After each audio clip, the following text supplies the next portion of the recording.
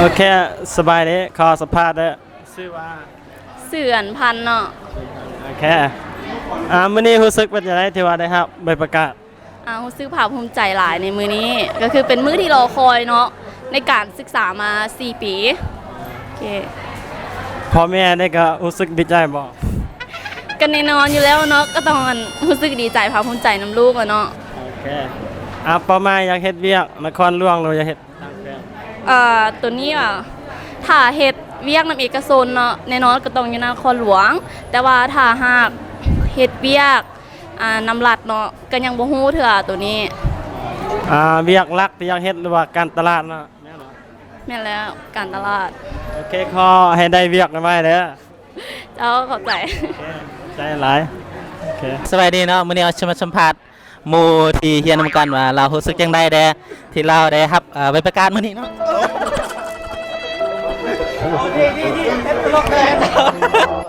โอเคสวัสดีชื่อหยังนี่สุขทวีมื้อนี้เจ้ารู้สึกจังได๋ที่ได้รับใบประกาศดีใจหลายเจ้าเรียนจบสาขาหยังนี่บริหารธุรกิจเจ้าคิดว่าหลังจากจบนี่เจ้าจะเฮ็ดเวียกเกี่ยวกับหยังเนาะบริหารธุรกิจตัวเองสร้างธุรกิจเจ้าบ่อยากเฮ็ดนำบริษัทเป็นลูกจ้างหรือยังบ่คิดเลยแล้วเวียกรัฐได้เจ้าบ่อยากเฮ็ดบ่มันบ่มีโอกาสที่จะเฮ็ดแล้วพอแล้วโอเคโดยขอบใจเด้อไปอะไรมาโอเคสบายดีโอเคเข้าสัมภาษณ์เลยเจ้าซื้อยังว่าซื้อเพลงสนา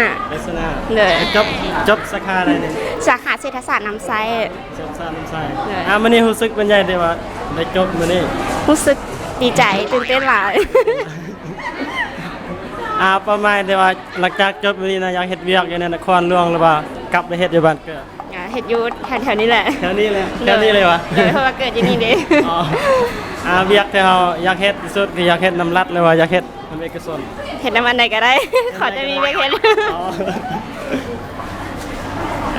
และสุดท้ายนี่อยากพ่อแม่ก็ดีใจนำโดยดีใจ